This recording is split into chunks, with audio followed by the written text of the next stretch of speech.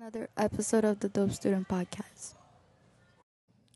Hi, my name is Jemiah, and welcome to the Dope Student Podcast. Welcome to another exciting episode of the Dope Student Podcast, the podcast where we highlight incredible stories, unique perspective, and valuable lessons from educators, professionals, and changemakers. Today, we're thrilled to introduce Mr. K, a true Renaissance man with over 25 years in the business industry, 14 years of teaching, four degrees, and author of 30 books. Thomas embodies the power of resilience and lifelong learning, from storm chasing to transforming grace to running a 5-star business. He's here to share his journey and inspire students to aim higher and dream bigger. Let's dive into the one-of-a-kind conversation. For starters, can you tell us about your journey from being the comeback kid to earning multiple degrees and running a successful business? Well, first of all, the family part is really that killed me. When I was a kid, a childhood kid, we had hardly little or nothing, moved from place to place. And then what started the turnaround and everything was when I was in high school, went to Myersdale Area High School, got bullied around a lot, and I also got suspended 10 days for, well, unfortunately saying the wrong word to the teacher, and it really wasn't my fault. But I had a chemistry class. I was down to a 47%, and I got it down to over 60% with less than a day to go, 2 percentage points to graduate. So my motivation is coming back from a difficult standpoint from all my college career stuff, from starting out F, D, going out to an A, B, turning it around. Because in my Allegheny College, Maryland years, let's make it short and sweet here to this because there's plenty of questions, I had a 2.0 and I got it up to a 2.9 within 2 semesters.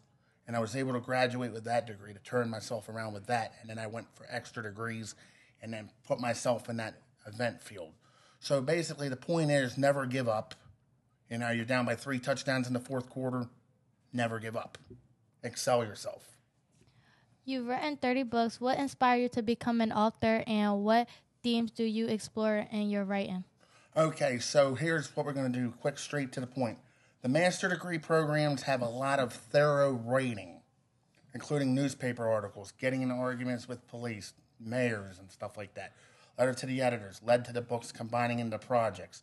Master degree programs are long, written papers that turn into books. I was in a PhD program in Walden. I was in a PhD program at Capella. These were basically project management, business leadership programs. I didn't finish them. That was one of my biggest mistakes of my career because I could have made myself more. Right now, I'm in a doctorate program at the university, well, Columbia Southern University. So the thing is, you want to start something, finish it. That's what I'm going to say. And what's the other question? Part of the question. How did those experiences shape your and what themes do you explore in your writing? Where did you go? He said the next Just a part of it, just a part of the themes. The themes were just about, just going in, basically just taking the projects from what I had and building them in the books. So that's how they became 30 books. There was so much information, it turned the titles around, and Project Strategies of Merit became, what it is now. So, as someone who went from shelters to starting a business, how did those experiences shape your approach to teaching and mentoring? Okay, so the first business I ran was 2001 with a friend of mine out of California University of Pennsylvania, which is now Penn West, California. And we used to do air and water purification. We didn't have the phones we do today or the computers today. You had to go door to door and do door-to-door salesmen. You had to write emails up. You had to do posters. You had to travel to communities and stuff and let them know who you were. Now, today, you can do social media postings and stuff like that. From doing that type of sales, from getting into the teaching industry, this is so broad, it's not even fun. I'm trying to shape it down a little bit. So the tutor and teaching part just became, one of those things with experience I had with my degrees and stuff that I marched it out. I said, this is what I want to get into. Because you can't depend on your parents all the time. You have to have that self-sufficient thing to break you up into the touchdown. You're passionate about business management, GIS, and storm chasing. What sparked your interest in these diverse fields? Geographic Information Systems is a mapping system that is used for walking and distance purposes, query, VB.net, all these different programs similar to Microsoft Access when you're crunching data together for population standards, demographic analysis, so on and so forth. Storm chasing, I just got into it. It was one of those things. One night I graduated, we were all partying, had a great time, and then all of a sudden they told me to come out, look at the weather. Well, guess what? We were getting hail balls dropped on us, and we didn't think we were getting a tornado, but guess what? We got a tornado. Rainstorm comes, pushing cars out of mudslides and stuff and going home. Boom, that was it.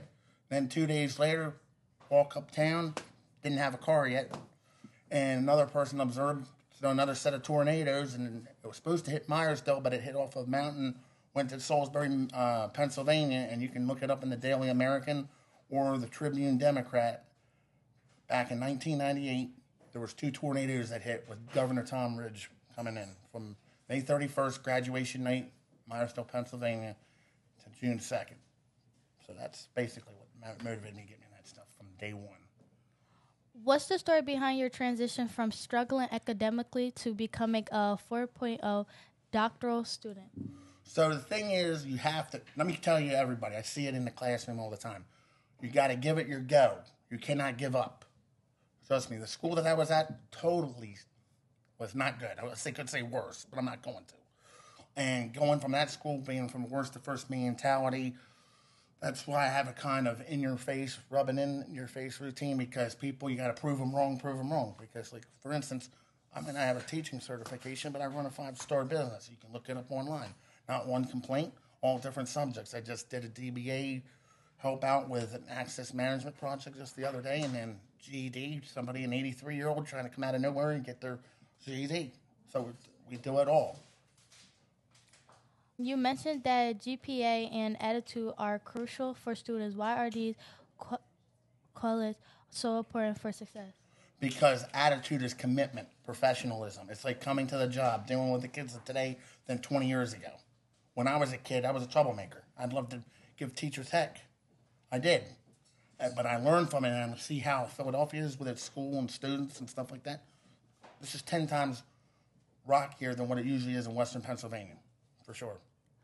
With 500 credits of education, what keeps you motivated to keep learning and growing?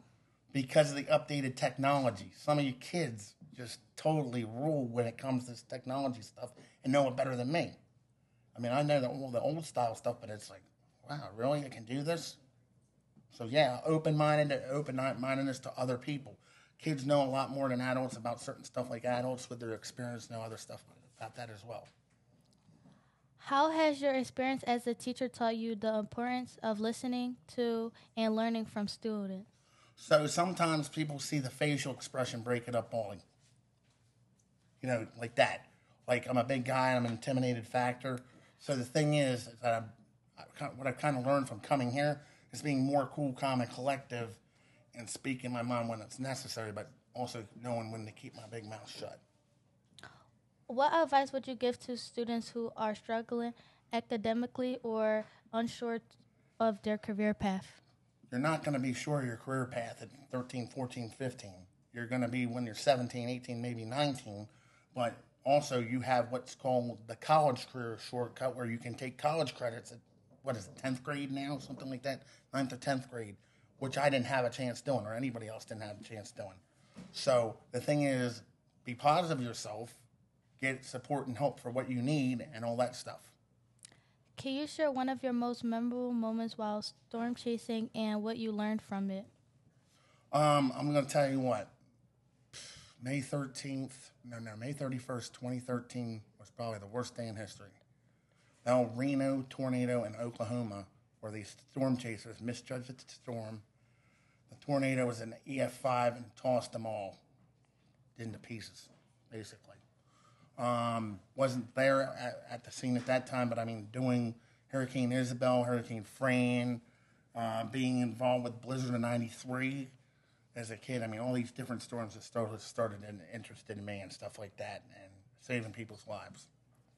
You're aiming to complete your doctoral degree in 2026. How does that goal unlink with your vision for the future? For the thing is, so it's a business degree. These business degrees pay a lot of money. They pay well into the 6 figures. And if you complicate it together, you can make it, I mean, a lot of people can make it into a lot more money than what it is. What's the main message you would like to leave with students, teachers, and our listeners today? So the biggest thing is not to get on TV and see 1 million viewers or get as many views. It's also to make an impact in your community to let them know that you can do the same thing I did. It's not that far of a reach. Everybody can do what they want to do. You know, we don't have to be the best interviewer, the best talker. You know, just be you. That's it. Just be you. That's how it has to be. Success is the best when you're doing it, but when you're failing, oh yeah, you want to cuss out a storm. But gotta keep your big mouth up. And that's it for this episode. I'll see y'all in the next episode of Dope Student Podcast. Bye.